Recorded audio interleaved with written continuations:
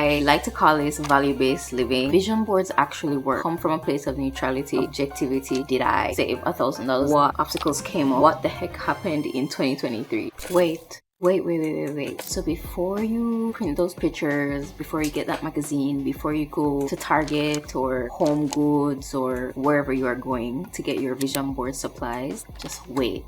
Watch this video first. Vision boards actually work, but they only work if you do these two things first. Stick with me. I think over the past couple of years, we've all become super obsessed with goal setting, smashing those goals, or maybe it's just me because I'm a type A person. Whether or not you vision board every year or you're just hearing about vision boarding for the first time, they actually do work, but you have to do the pre-work, the work before the actual cutting and pasting and crafting of the vision board so that it's actually effective. So the first thing you want to do is to take some time to reset, take stock of where you currently are and reflect on your past either year or couple months or whatever time period that you want to take stock of, and think about what goals you set, if you set any. Think about why you didn't set goals in the first place. Think about what went well and what didn't go as well as you thought it would have or should have, and ask yourself why. And in doing this, you're going to kind of try to pull out of all of those experiences you've had, either the systems that got you to where you were, the habits that got you to where you are, or the lack of habits and systems that got you to where you were. So for example, if you set out to save $1,000 within the last quarter, you want to reflect and ask yourself the question, did I save $1,000 this past quarter? Binary answer is either yes or no. Or you may have saved $500, you may have saved $100, or you may have saved $1,000 and then used it for something other than what you intended to save it for. In you dissecting that goal, the end of that goal, for example, for that specific time period, you're getting to figure out the why behind things that happened or things that didn't happen for that goal. So once you take stock of all the different areas of your life for a specific time period, and in this case I like to do it for the entire year because that's how I set my goals specifically, I'm able to see what systems I had in place that got me my successes, and I tap myself on the shoulder, I have a round of applause, I buy myself a drink, a lip gloss, a lipstick, something, and then I look at what I set out to achieve and what obstacles came up and why I didn't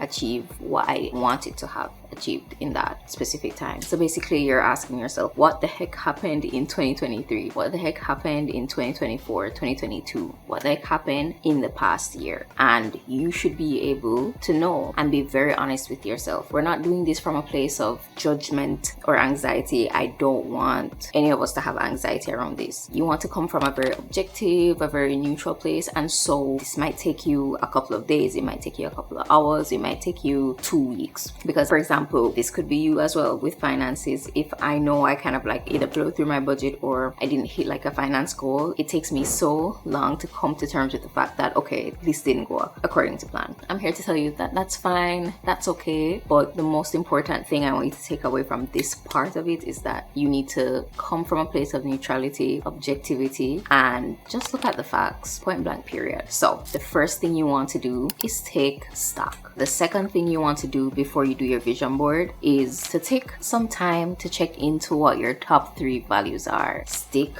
with me here. So I like to call this value-based living, and it's something that comes from the Young and Thriving Planner. We built it into the planner where you basically think about what your actual values are and then see how you can formulate your life around living your values. Because studies show that one of the main causes for unhappiness is not necessarily how much money you have, what you did or didn't do, but it's how you're living in accordance with what you think life should look like, and what you think life should look like is according to your values. Let me break that down even more by giving you an example. Me, I did my kind of like exercise and found out that my top 3 values were positive impact, innovation / creativity, and execution / taking action. And so when I was setting my goals and doing my vision board, I wanted to ensure that whatever I was visualizing and putting on there was in alignment with my version of what I think those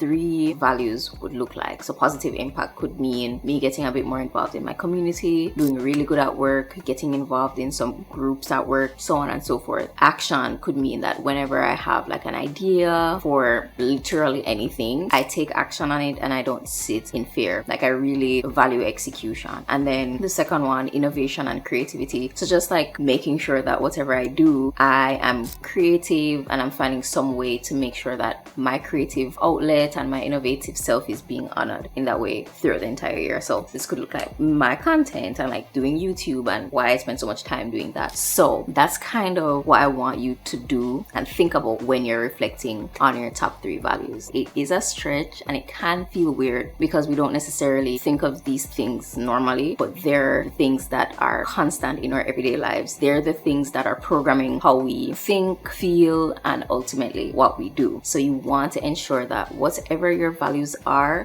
definitely being honored and they're being reflected in your vision board, because those are going to be in alignment with the goals that you want to set and ideally how you envision a successful life being. So I will leave it there. If you want a bit more clarity and help in figuring out how you can either do a reset or figure out what your values are, I have a video here along with the Young and Thriving journal. The first part of the planner has a personal mission statement worksheet that helps you to get clear on your values before going into the vision board exercise and setting your goals and all of that lovely stuff. Check out these resources there and let me know what your thoughts are in the comments below. Happy resetting, happy goal setting, happy vision board making, and I hope to see you in my next video. With love from Chels. Bye.